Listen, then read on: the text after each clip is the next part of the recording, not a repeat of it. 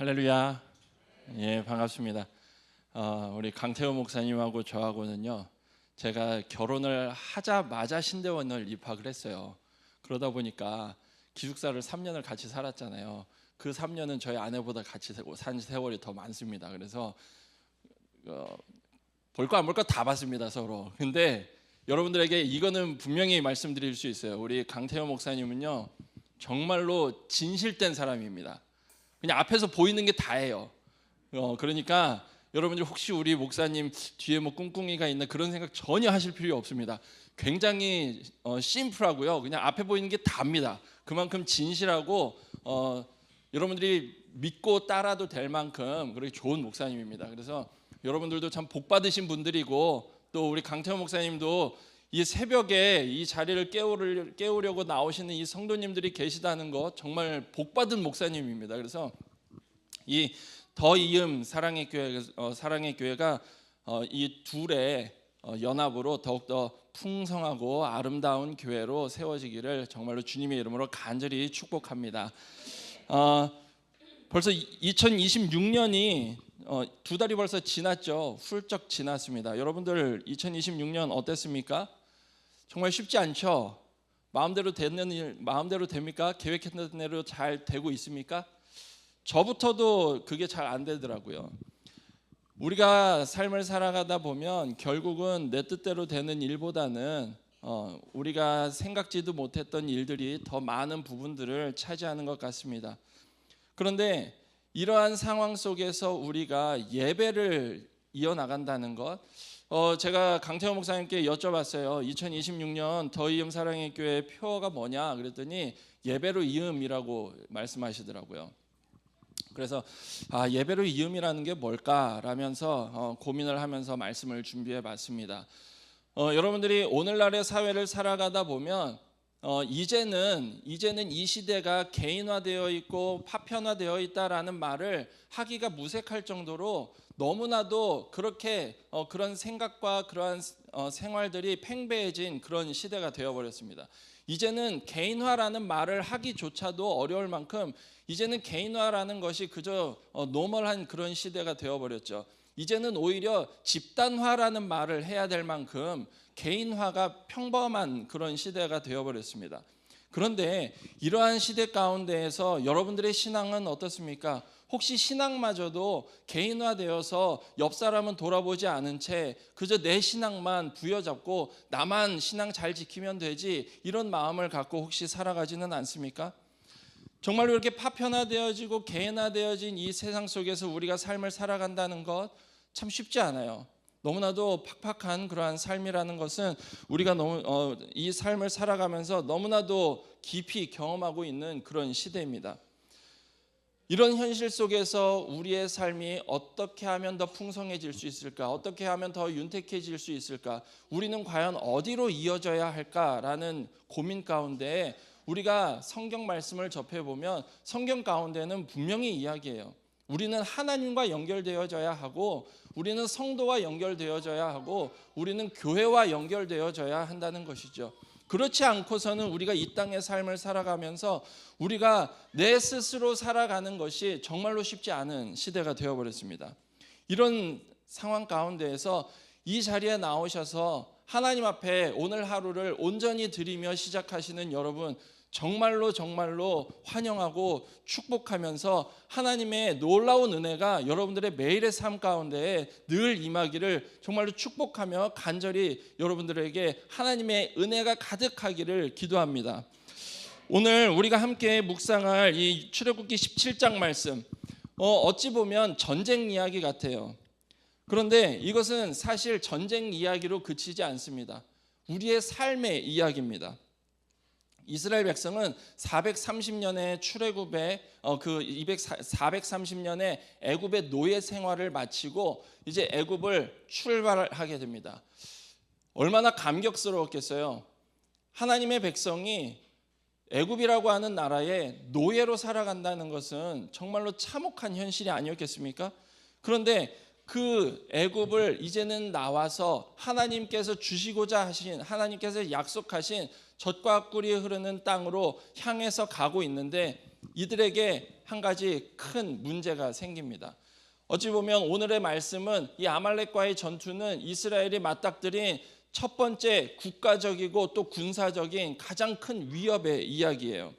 그런데 이 본문은 이렇게 이스라엘의 전쟁 이야기만 다루는 것이 아니라 과연 우리에게도 이러한 영적 전투가 있다면 어떤 것이 우리의 영적 전투일까? 우리는 어떻게 이겨내야 할까? 우리는 이것을 어떻게 하나님 앞에 올려드리고 하나님 앞에서 우리는 어떻게 살아가야 할까? 라는 이러한 문제를 우리가 생각해 볼 수 있게 된다는 것이죠.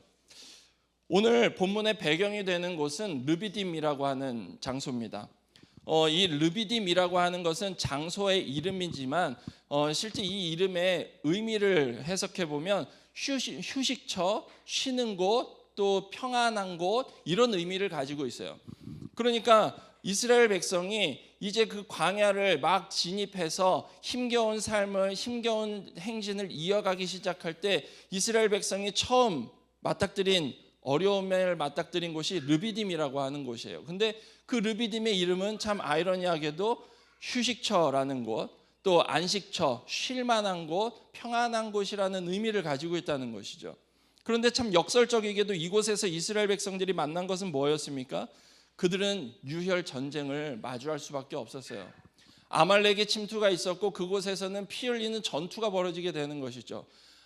쉬는 곳, 휴식처라고 하는 것과는 전혀 다른 삶의 현장이 펼쳐지는 겁니다. 사실 이스라엘 백성은 오늘 우리가 읽은 본문 바로 앞에 내용에 보게 되면 하나님을 향해서 원망하는 모습이 나타나게 돼요. 그들이 원망한 이유는 딱 하나였습니다. 물이 없었어요. 그 광야를 걸어가면서 물이 없으니 이스라엘 백성들은 하나님을 원망하게 되죠. 모세를 향해서 원망합니다. 그리고 모세를 향해 돌을 들기까지 합니다. 그를 죽이려고 하죠.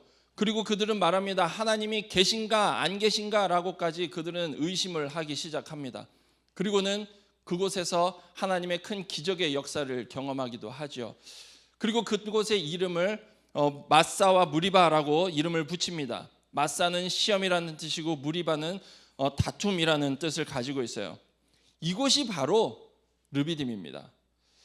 이스라엘 백성은 르비딤이라고 하는 안식처, 휴식처라는 이름의 뜻을 가진 장소에 도착했지만 그곳에는 물이 없었고 하나님과 다투고 모세와 다투는 그 전투와 그 자신들의 안에서의 싸움과 또 이제는 바깥에서 아말렉의 전투가 이어지는 그러한 쉽지 않은 어려운 곳이 되어버렸던 것이에요. 영적으로 심각한 갈증과 또 불신앙이 싹텄던 곳입니다. 공동체의 내분이라는 그 위기 가운데에서 이스라엘 백성들은 몸과 마음마저도 다 지쳤겠죠. 그 순간에 누가 찾아옵니까? 바로 아말렉이 찾아오게 된 거예요. 신명기 25장 17절에서 18절 말씀을 보게 되면 이 아말렉의 그 비겁하고도 또 잔인했던 그런 공격을 이야기합니다. 너희는 애굽에서 나오는 길에 아말렉이 내게 행한 일을 기억하라. 곧 그들이 너를 길에서 만나 내가 피곤할 때에 내 뒤에 떨어진 약한 자들을 쳤고 하나님을 두려워하지 아니하였느니라. 여기에 보게 되면 아말렉이 어떻게 했습니까? 피곤하고 지쳐 있을 때 이스라엘 백성을 공격했습니다. 그리고 누구를 공격했습니까? 지쳐서 뒤에 떨어져 있던 사람들을 먼저 공격했다는 것을 우리가 알 수 있죠. 사랑하는 여러분, 기억하십시오. 여러분들이 지치고 연약할 때 여러분들의 마음 가운데는 악이 싹틀 수 있습니다. 아말렉은 이스라엘 백성이 약했을 때, 지쳤을 때 이스라엘 백성들을 기습 공격했듯이 악한 세력 역시도 우리가 영적으로 짓눌리고 영적으로 힘들고 나약해졌을 때 우리를 삼키려고 날마다 우리를 주시해서 바라보고 있다는 사실을 우리는 반드시 기억해야 됩니다. 그렇기 때문에 우리는 하나님께 날마다 구해야 되죠. 회복을 구해야 되고 도움을 구해야 되는 것입니다. 그렇다면 이 아말렉의 정체성은 도대체 무엇이었을까? 이스라엘 백성을 기습 공격했던 아말렉은 어떤 사람들이었냐면 창세기 36장 12절에 나오는 족보를 보게 되면 이 아말렉은 에서의 손자였습니다. 에서의 손자. 그러면 에서는 누구였어요? 야곱의 형이잖아요. 그럼 이스라엘 백성하고는 형제지간이 될 수도 있는 그러한 민족이죠. 그런데 이들은 지금 이스라엘 백성이 가나안 땅으로 향해서 가는 그 길목에서 그들을 방해하며 공격하고 있다는 것입니다. 아말렉은 끊임없이 이스라엘 백성들을 공격하고 방해했던 민족이었어요. 그래서 성경학자들은 이야기합니다. 아말렉은 단순히 이스라엘 백성들에게 군사적인 공격을 감행했던 그러한 민족뿐만 아니라 오늘날 우리에게는 우리를 끊임없이 유혹하고 우리가 신앙생활을 지켜나가려고 하는 그 행진의 길에서 우리를 끊임없이 유혹하고 넘어뜨리려고 하는 육체의 소욕과도 같은 것이다라고 이야기해요.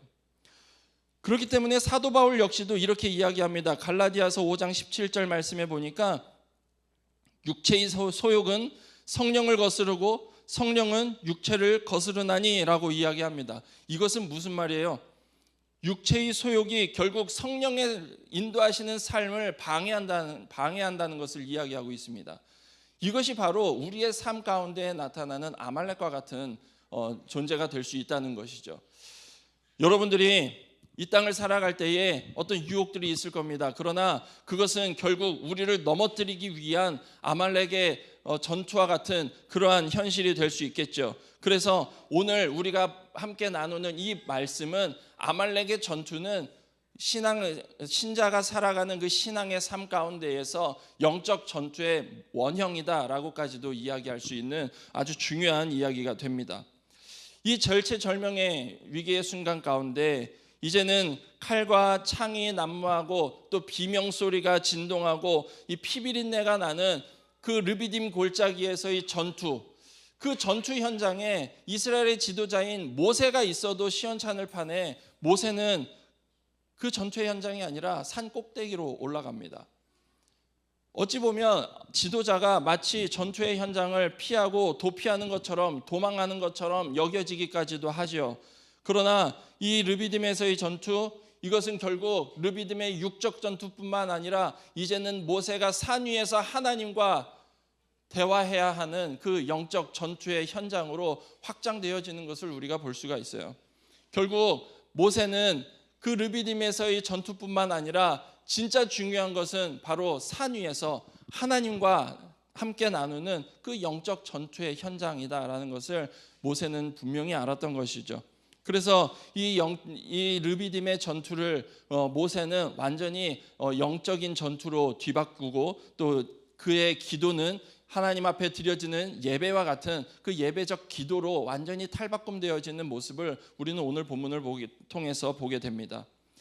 우리 더이음 사랑의 교회의 표어 예배로의 이음, 이것은 결국 이 모세가 영적 전투의 현장에서 예배를 통해 하나님께 기도함으로 그 르비딤 전투에서 승리를 거뒀던 그 모습이 우리의 삶 가운데 나타나는 그러한 모습이 아닐까 싶습니다. 여러분들의 삶이 이 더 이음 사랑의 교회의 예배로의 이음이라는 그 표어가 바로 이 모세의 예배적 기도 그리고 그 영적 전투의 승리가 성취되는 그러한 귀한 표어가 되고 또 그 삶이 우리 모든 성도님들의 삶에 임하기를 간절히 바랍니다. 그래서 오늘 우리는 이 말씀을 가지고 이제는 그럼 과연 우리는 이 영적 승리를 어떻게 이루어낼 것인가 라는 것을 우리 말씀을 통해서 함께 나누며 은혜 나누는 귀한 시간 되기를 주님의 이름으로 간절히 바랍니다. 먼저 오늘 말씀을 보게 되면 참된 예배의 감격을 회복하고 또 영광스러운 그 승리의 삶을 살기 위해서는 우리가 먼저 우리의 한계를 인정해야 된다는 것을 우리가 보게 돼요. 뿐만 아니라 그것을 우리의 한계를 인정할 뿐만 아니라 우리가 하나님의 말씀의 지팡이를 굳게 붙잡고 하나님 앞에 서야 한다는 것을 우리는 오늘 보게 됩니다. 오늘 보면 9절 말씀에 보게 되면 모세는 여호수아에게 이렇게 명령해요. 우리를 위하여 사람들을 택하여 나가서 아말렉과 싸우라. 내가 내일 하나님의 지팡이를 손에 잡고 산 꼭대기에 서리라. 이렇게 이야기합니다. 이것은 여호수아에게 주는 모세의 단순한 그저 군사적 명령이 아니었습니다. 여기에 보면 모세는 분명히 알았어요. 이 전쟁의 승패가 어디에 달려 있는지를 분명히 알았던 겁니다. 모세는 뭐라고 이야기합니까? 하나님의 지팡이를 들고 내가 산꼭대기에서 굳게 서겠다라고 이야기해요. 모세가 들고 있는 그 지팡이가 무엇인지를 우리는 보아야 됩니다.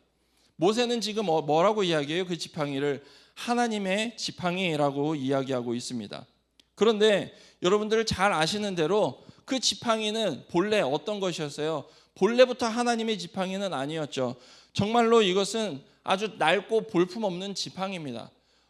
거기에는 뭐 금칠이 되어 있는 것도 아니고 그 지팡이에는 어떤 신비한 힘이 있는 것도 아니었어요. 그 지팡이는 그저 이 모세가 40년의 미디안 광야에서 삶을 살아갈 때에 단지 그 양떼를 치고 자신의 신변을 보호하기 위해서 가지고 다녔던 정말 낡고 볼품없는 그런 지팡이였을 뿐입니다. 그런데 이제는 그 지팡이를 모세가 뭐라고 부릅니까? 바로 하나님의 지팡이라고 부르고 있죠. 우리는 여기서 오해하면 안 됩니다. 어떤 물건에 하나님의 능력이 임했다라고 보아서는 안 돼요. 모세에게는 분명 그 지팡이는 여전히 똑같은 지팡이입니다. 그러나 그 지팡이가 하나님에 의해 사용되어질 때, 하나님께서 그 지팡이를 들어 쓰셨을 때 그것이 바로 하나님의 놀라운 능력의 도구가 된다는 것이죠. 모세는 바로 그 사실을 이야기하고 있는 겁니다. 단지 그 모세의 지팡이는 모세가 미디안 광야에서 양을 치며 생계수단처럼 사용했던 그런 지팡이였지만, 이제는 그 지팡이가 하나님의 놀라우신 능력의 지팡이가 되었을 때 모세는 그 지팡이를 들고 하나님과 소통하는, 하나님과 기도하는 그 자리에 나가는 모습을 보게 됩니다. 출애굽기 4장 11절의 기록을 보게 되면 모세는 하나님께서 모세를 부르셨을 때 이렇게 이야기해요.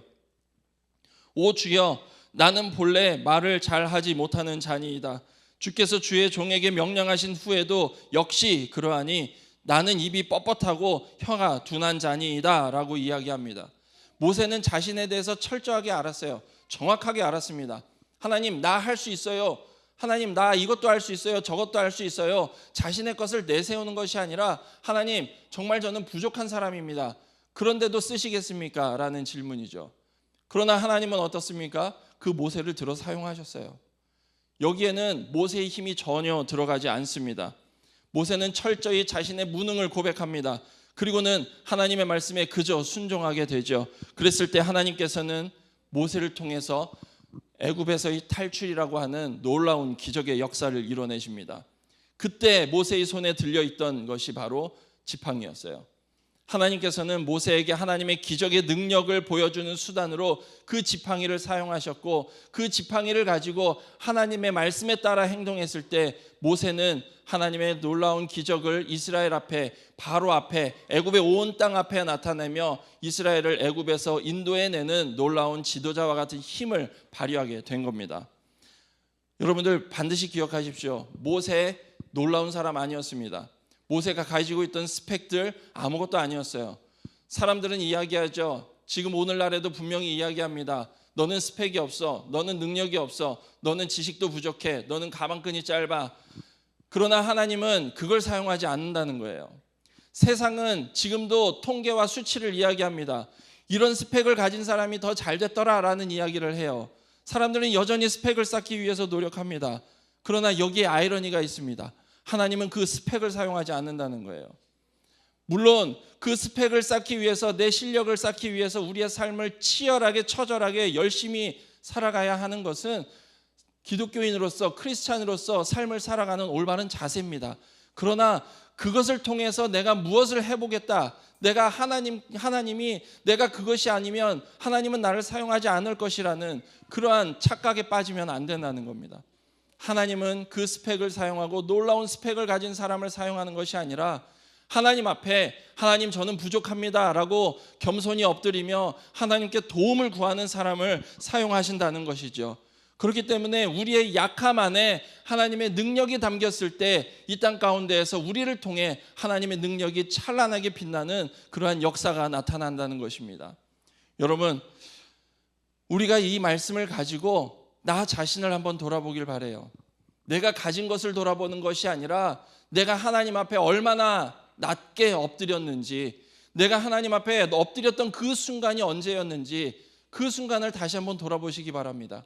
그래서 이제는 내 삶이 하나님 앞에 내 것을 내세우고, 하나님, 나 이것도 있는데 왜 나는 이렇게밖에 안 돼요? 나 이것도 할 수 있는데 왜 나는 이렇게밖에 사용 안 해요? 하나님, 저 사람은 나보다도 못한데 왜 하나님은 저 사람에게 더 복을 주시나요? 이런 말이 아니라, 하나님 도와주십시오. 하나님, 저는 부족합니다. 하나님 앞에 엎드리는 그러한 겸손한 신앙의 소유자들 되시기를 간절히 바랍니다. 또 오늘 말씀해 보니까 모세가 그 전쟁터가 아니라 굳이 산꼭대기에 올라가서 기도하겠다고 이야기해요. 그리고 내가 산꼭대기에 서리라 라고 이야기합니다. 이 산꼭대기에 서리라 라고 할 때 선다라는 단어의 표현을 보게 되면 히브리어로는 문법적으로는 강조형을 사용하고 있어요. 그러니까 단순히 내가 서겠다가 아니라 내가 굳게 똑바로 서겠다라는 의미를 가지고 있습니다. 그래서 이 히브리어 성경을 헬라어로 번역한 고대 성경이 있는데, 그 성경에서는 이 단어를 어떻게 이해하고 있냐면 히스템이라는 단어로 이해하고 있는데, 이 단어가 가지고 있는 의미가 그저 단순히 서는 것을 의미하지 않아요. 그 단어가 가지고 있는 의미는 뭐냐면, 보초병이, 파수꾼이 적이 오나 안 오나 그것을 보기 위해서 그 자리를 굳게 지키고 절대 벗어나지 않고 그 자리에서 준비된 상태로 서 있는 것을 의미합니다. 그러니까 지금 모세가 내가 산꼭대기에 서리라 라고 말하는 그 의미는, 내가 이 전쟁이 끝날 때까지 그 산꼭대기에 굳게 서서 내려오지 않고 하나님 앞에 기도하며 서 있겠다라고 하는 그 의미를 나타내고 있는 거예요. 그러니까 이제 모세는 전쟁터에서 나왔지만, 산꼭대기로 올라갔지만, 그곳에서 모세는 이제 혼자만의 진짜 영적 전투를 시작하게 되는 겁니다. 그런데 중요한 사실은 그 영적 전투의 결과가 모세가 아닌 바로 그 산 밑에 있는 그 전쟁터에서 벌어진다는 것이죠. 모세는 분명하게 알았습니다. 전쟁의 승패는 칼과 창에 있는 것이 아니라 바로 하나님과의 관계에 있다는 것을 모세는 분명하게 알았어요. 그렇기 때문에 전쟁터라고 하는 현실의 싸움 가운데에 그 결과는 바로 산 위에 영적 전투가 벌어지고 있는 그 기도의 현장으로부터 나온다는 사실입니다. 이 사실을 우리는 분명하게 기억해야 돼요. 그래서 우리는 우리의 삶도 마찬가지입니다. 우리가 하루하루를 살아가지요. 여러분들의 삶이 어떻습니까? 그 삶 가운데에 내가 승리하는 삶을 살고 있다, 내가 삶을 승리했다라고 여러분들은 자신 있게 이야기할 수 있습니까? 그 삶의 승리의 결과는 어디서부터 왔을까요? 바로 여러분들의 예배의 자리에서부터 시작된 겁니다. 여러분들의 예배의 자리에서 기도로, 또 찬양으로, 말씀으로 하나님과 온전히 연결되지 않았다면 결국 우리의 삶의 모습 가운데에서도 그 삶이 승리로 이어지기는 쉽지 않다는 것이에요. 여러분들의 삶의 승리는 결국 여러분들이 하나님과 어떤 관계를 맺고 있느냐, 어떤 올바른 관계를 맺고 있느냐, 어떤 기도의 삶을 살고 있느냐, 여기에서부터 출발한다는 사실을 여러분들이 꼭 기억하시기 바랍니다. 우리의 삶 가운데에는 아말렉과 같이 우리의 삶을 무너뜨리려고 하는 수많은 유혹들과 근심과 걱정들이 있습니다. 때로는 예기치 못한 경제적인 한파가 있어요. 사업에 참담한 실패도 있을 수 있겠죠. 또 갑작스럽게 찾아오는 육신의 병들이 있을 수 있습니다. 또 고통들이 있을 수 있겠죠. 때로는 가장 믿었던 사람으로부터 받게 되는 배신감, 또 갈등들이 있을 수 있습니다. 그리고 혹시는 내 마음 가운데 있는 내면의 우울함과 또 불안감들이 있을 수도 있어요. 이러한 것들을 틈타서 우리의 영적 적군들은, 악한 세력들은 우리에게 틈타 올 것입니다. 캄캄한 절망의 그 르비딤 골짜기에 빠져들었을 때 여러분들은 과연 무엇을 의지하며 싸우겠습니까? 여러분들의 힘은 어디에 있겠습니까? 내가 가진 것, 내가 할 수 있는 것, 이것을 의지한다면 결국 우리는 넘어지고 말겠죠. 내가 가지고 있는 것은 그저 모세가 가지고 있었던 그 지팡이, 썩어질 지팡이 뿐인 것입니다. 그러나 하나님과 함께라면, 하나님과 내가 관계를 온전히 맺고 있다면, 하나님과의 영적 교제가 활발하다면, 기도가 살아있다면 여러분들은 삶의 현장에서 승리할 줄로 믿습니다. 여러분들이 먼저 내 무능함을 고백할 수 있기를 바라요. 하나님 앞에 저는 부족한 사람입니다. 고백할 수 있기를 바랍니다. 여러분들의 손에 쥐어진 것, 비록 보잘것없는 막대기일지라도, 또 내 영혼이, 내 몸이 갈기갈기 찢겨지고 내가 이제는 힘이 없고 지쳐서 일어설 힘조차 없는 그러한 상황일지라도, 내가 하나님 앞에, 하나님 저는 힘이 없습니다, 저는 부족합니다, 저는 연약합니다 엎드렸을 때 하나님께서 여러분들을 일으켜 세우실 줄로 믿습니다. 그래서 여러분들이 기도의 불을 지피시고 하나님과 기도로 소통하시고, 여러분들의 기도가 살아있어서 그 기도의 현장으로부터, 예배의 현장으로부터 여러분들의 삶이 승리의 삶으로 이어지는 귀하고 복된 삶이 되시기를 주님의 이름으로 간절히 바랍니다. 두 번째로 보게 되면 오늘 이 말씀 가운데에는 우리가 이 영적 전쟁터와 같은 이 현실의 삶을 살아갈 때에 우리의 삶 가운데는 분명 하나님의 능력이 필요합니다. 그런데 그 능력이 필요한데 그것을 우리의 현장으로, 우리의 삶의 현장으로 끌어내기 위해서는 무엇이 필요하냐? 바로 두 손을 끝까지 높이 들고 기도하는 그 참된 예배자의 모습이 필요하다는 것이에요. 오늘 본문 11절 말씀에 보니까 하나님 나라의 그 영원한 그 거룩한 영적 전쟁에서 승리하는 비결, 그 대원칙이 나타나게 되는데 이렇게 이야기하고 있습니다. 모세가 손을 들면 이스라엘이 이기고 손을 내리면 아말렉이 이기더니라고 이야기합니다. 참 기이하고도 또 신비한 그런 영적인 인과성이 아닌가 싶어요. 지금 산 아래에서는요, 아말렉과 전투가 한창입니다. 흙먼지를 뒤집어 쓰고 전투를 벌이는 여호수아가 있습니다. 그 여호수아를 뒤따라 아말렉과 전투하는 이스라엘 군사들이 있습니다. 그 현장은 정말 먼지에 다 덮여 있고 또 피비린내 나고 여기저기서 비명소리가 나는 정말 치열한 삶의 현장이겠죠. 전투의 현장입니다. 그런데 그 전투의 현장에 승패를 가르는 그 계기판은 어디에 있었느냐? 바로 산 꼭대기, 그 전투하는 동떨어져 있는 모세가 있는 그 산 꼭대기에 있었다는 것이에요. 무릎 꿇고 기도하는 그 예배의 현장이 바로 그 전투가 벌어지고 있는 르비딤의 승패를 가르는 중요한 기준이 되었다는 겁니다. 산 위에서의 영적 우위를 점하지 못하면 결국 산 아래 르비딤 골짜기의 전투에서도 패할 수밖에 없는 그러한 영적 인과관계를 여기에서 보여주고 있죠. 지금 모세가 손을 들고 기도했다라고 이야기합니다. 여러분, 이 손을 들고 기도했다라는 표현이 구약 성경에 보면 굉장히 많이 등장해요. 그런데 그 표현에 대해서 학자들은 이렇게 이야기해요. 이것은 완전한 무장 해제를 의미하고 철저한 항복을 의미하고 또 간절한 탄원을 의미한다고 이야기합니다. 결국 손을 들고 기도한다는 것, 여러분들 찬양할 때도 그렇고 기도할 때도 그렇고 손을 들고 찬양하고 손을 들고 기도할 때 있죠. 물론 여기에는 하나님을 높여드린다는 의미도 있습니다. 그러나 이것은 내가 하나님 앞에 아무것도 쥔 것 없이 하나님 앞에 모든 것을 내려놓겠다라는 의미도 가지고 있어요. 결국은 하나님 앞에 완전히 항복하는 겁니다. 하나님 앞에 완전히 엎드리는 거예요. 그래서 여러분들이 가지고 있는 모든 것들을 다 내려놓은 채 하나님 앞에 두 손 들고 기도할 때 이것은 하나님 앞에 다 내어놓고 하나님 앞에 엎드리겠다고 하는 완전한 철저한 신체적인 고백이 되는 것이죠. 그래서 다윗도 시편 141편 2절 말씀에서 이렇게 고백해요. 나의 기도가 주의 앞에 분향함과 같이 되며 나의 손 드는 것이 저녁 제사같이 되게 하소서, 이렇게 고백하고 있습니다.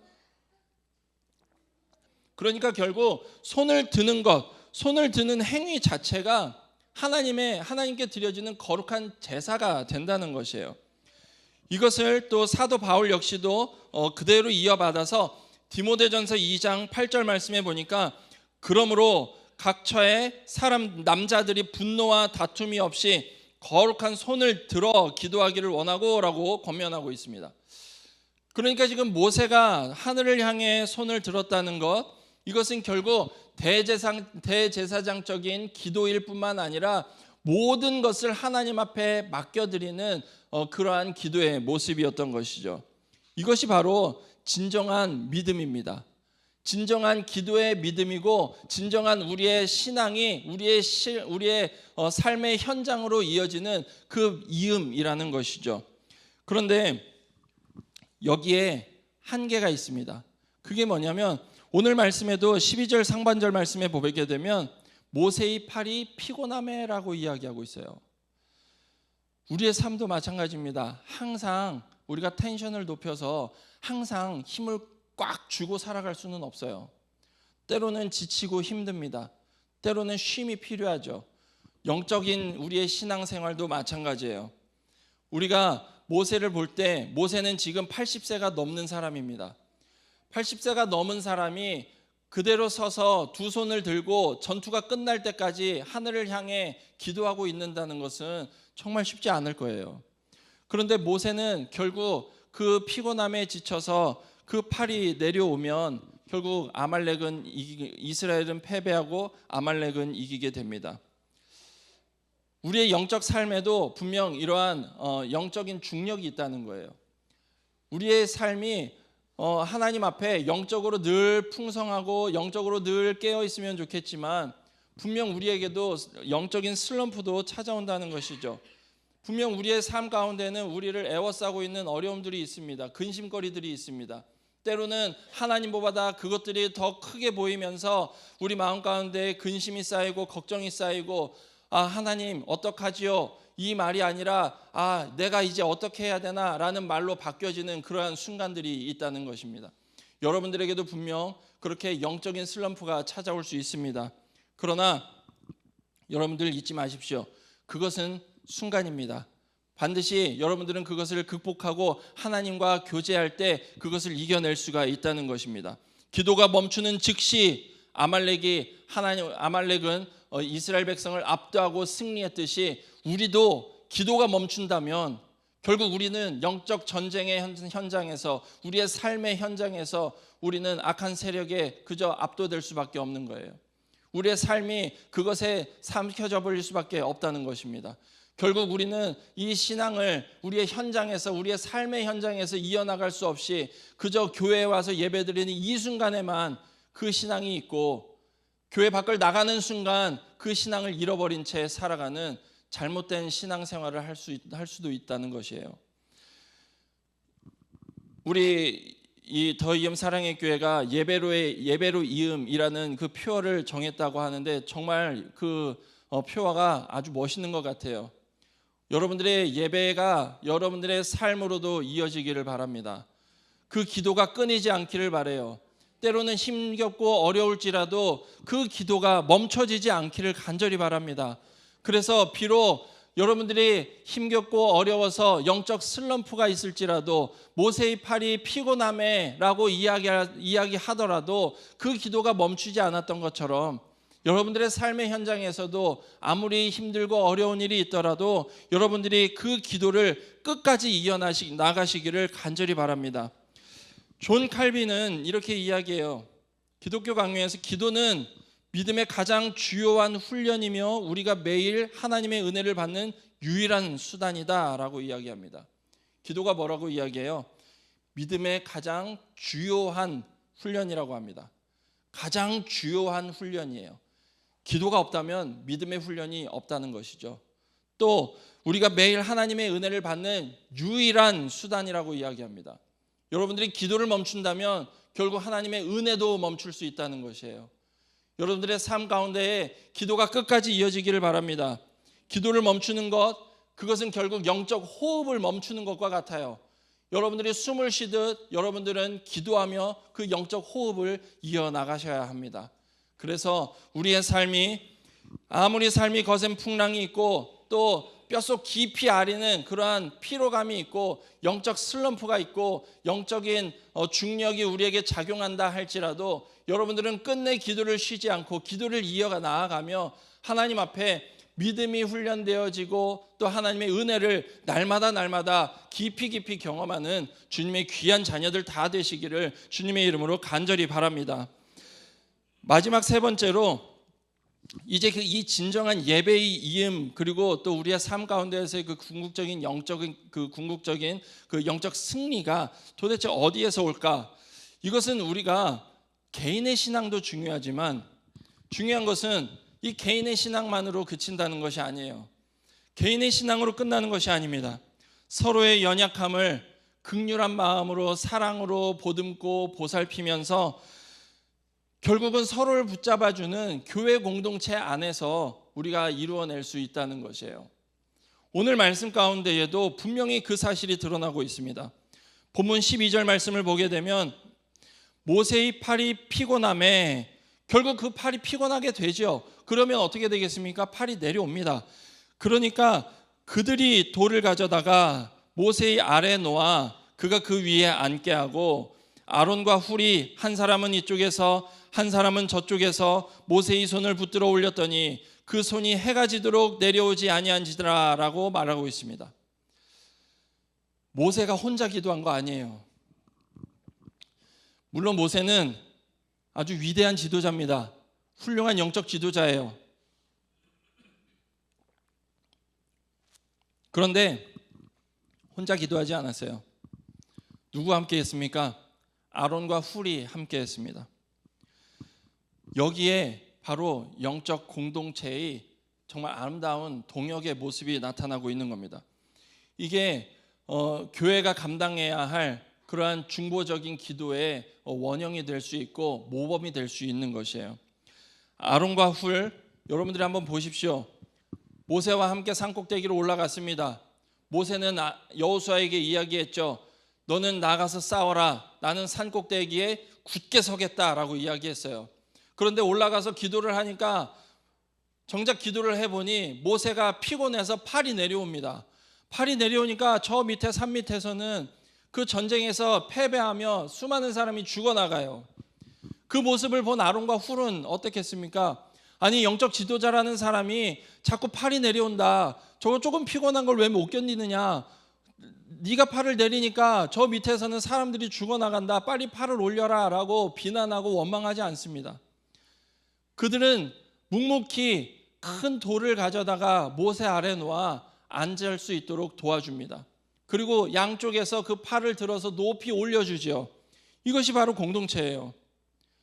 서로 비난하는 것이 아닙니다. 서로 비판하는 것이 아니에요. 그 사람이 가지고 있는 약한 부분을 먼저 알아보고 그 약한 부분을 채워줄 수 있는 것이 바로 공동체의 모습이라는 것이죠. 오늘 이 자리도 한번 보십시오. 여러분들 주변을 둘러보세요. 빈자리가 많죠. 이 자리에 와야 할, 새벽 예배에 나와야 할 여러분들의 성도님들 지금 어디에 있습니까? 새벽 예배도 안 나와? 비난하면 안 됩니다. 비판하면 안 돼요. 얼마나 삶이 힘들고 고단하면 그렇겠습니까? 차라리 그분에게 피곤하지라고 하면서 아메리카노 한 잔 쿠폰 보내주는 것, 이것이 오히려 공동체의 아름다운 모습이라는 것이에요. 서로가 서로를 올려주고 서로가 서로를 도우며 함께 신앙생활을 이어갈 수 있도록 이끌어주는 것, 이것이 바로 믿음의 공동체의 모습이라는 것입니다.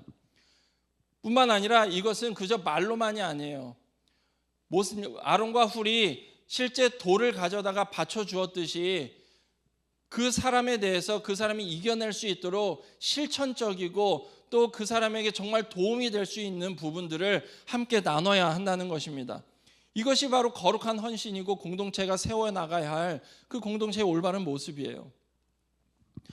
여기에 중요한 비밀이 하나가 있습니다. 그게 뭐냐면 오늘 이 아론과 훌이 모세에게 돌을 가져다 주고 앉을 수 있도록 하고 팔을 올려줬을 때 해가 지도록 내려오지 않았다라고 이야기합니다. 여기서 내려오지 않았다라는 것을 표현하고 있는 단어가 에무나라고 하는 히브리어 단어인데 이 단어가 굉장히 중요한 의미를 가지고 있어요. 이 에무나라고 하는 단어는 우리 여기 본문에서는 지금 내려오지 아니했다라고 번역하고 있는데 이 에무나라고 하는 단어는 본래 의미는 뭐냐면 믿음, 또 신실함, 진실함이라는 의미를 가지고 있어요. 그러니까 결국 모세가 힘이 겨워서 팔이 내려갈 때 그 곁에 서서 함께 팔을 올려주는 그 공동체의 모습, 그것을 통해서 팔이 더 이상 내려오지 않는 그 모습, 그것이 바로 에무나의 모습이라는 겁니다. 바로 믿음의 모습이고 신실함의 모습이고 진실함의 모습이라는 것이에요. 하박국 2장 4절 말씀에도 이 단어가 그대로 사용되고 있습니다. 여러분 잘 아시는 말씀이죠. 의인은 그의 믿음으로 말미암아 살리라라고 이야기합니다. 여기서 믿음이라는 단어로 번역된 단어가 바로 에무나예요. 여러분, 공동체의 모습이 이겁니다. 믿음은 나 혼자 세워나가는 게 아니에요. 믿음은 나 혼자 신앙생활 잘한다고 성취되는 것이 아닙니다. 나 혼자 잘한다고 되는 것이 아니에요. 골방에 들어가서 나 혼자 다른 사람은 어찌 되었든지 간에 관심 없이 나만 잘하면 되지, 이것이 우리의 믿음을 성장시키는 모습이 아니라는 겁니다. 믿음이 자라나는 것, 믿음이 온전히 세워지는 모습은 결국 우리가 서로가 서로를 옆에서 붙잡아주고 함께 팔을 들어주고 함께 돌을 괴어주는 모습, 여기에서부터 바로 이 에무나의 모습, 믿음의 성장이 나타나게 된다는 것이죠. 결국 참된 믿음, 이것은 여러분들이 함께 공동체의 신앙을 세워갈 때 그 공동체 안에서 올바르게 성장할 수 있다는 것입니다. 여러분들의 간절한 기도가 누군가를 세워줄 겁니다. 또 누군가의 간절한 기도가 또 나를 세워줄 겁니다. 그것이 공동체가 함께 기도하고 함께 성장해 나아가는 비결이 되는 것이죠. 이것이 바로 교회의 영광스러운 또 본질이기도 한 것입니다. 우리 사랑하는 더 이음 사랑의 교회 성도 여러분, 여러분들의 삶은 결국 믿음의 성장을 이루어내야 하는 하나님의 백성의 삶입니다. 개인적으로는 하나님과의 수직적인 관계를 온전히 세우시기를 바라요. 그리고 공동체 안에서는 성도와 성도를 잇는 수평적인 관계를 돈독하게 세워나가시기를 바랍니다. 이것이 바로 십자가의 모습이 될 것이고 이것이 바로 교회의 온전한 모습이 될 것입니다. 성도님들 가운데에는 결국 르비딤이라고 하는 삶의 치열한 전투의 현장을 살아가시는 분들이 계실 거예요. 찢기고 또 상처 입은 영혼들, 또 힘겨워 지쳐있는 또 육체와 우리의 영혼들, 수많은 여호수아들이 우리 곁에 있습니다.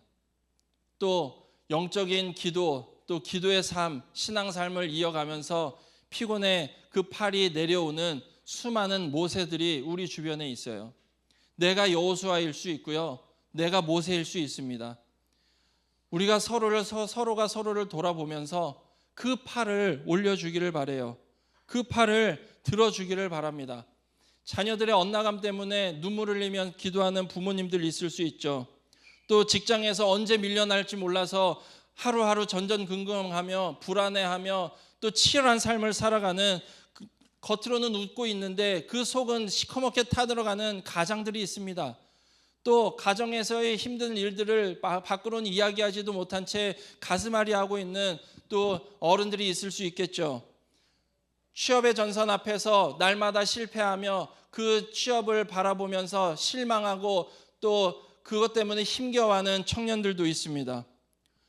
도무지 기도해도 병은 낫지 않고 차도는 없는 그 질병의 어려움 가운데 빠져있는 환우들도 있겠죠.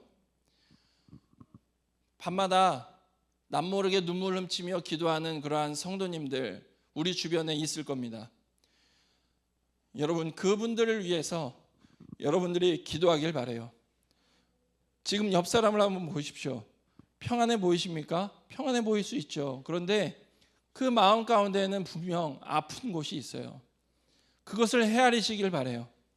모세의 팔이 내려왔을 때 그것을 비난하지 않고 거기에 돌을 개어주고 함께 팔을 올렸던 아론과 훌처럼 그 공동체가 온전히 세워져서 결국 아말렉과의 전투에서 승리했던 이스라엘 백성처럼 그 모세의 기도와 같이 여러분들이 함께 이 공동체를 세워나가길 바랍니다. 이 더 이음 사랑의 교회가 정말로 하나님 안에서 아름다운 공동체로 세워지길 바라요. 여러분들이 그저 기도로만 되지 않습니다. 시간과 물질과 여러분들의 노력을 들여야 됩니다. 그렇게 해서 이 공동체가 온전히 세워지기를 바라요. 그래서 이제는 이 더 이음 사랑의 교회가 정말로 하나님 안에서 든든히 세워지고 이곳에 오면 영적 동역자들과 또 기도의 힘을 얻고 또 삶의 힘을 얻고 그 삶의 힘을 얻은 채 삶에 나아가 그 삶의 현장이 또 예배의 현장으로 이어지는 복되고 아름다운 교회 공동체 되시기를 주님의 이름으로 간절히 바랍니다.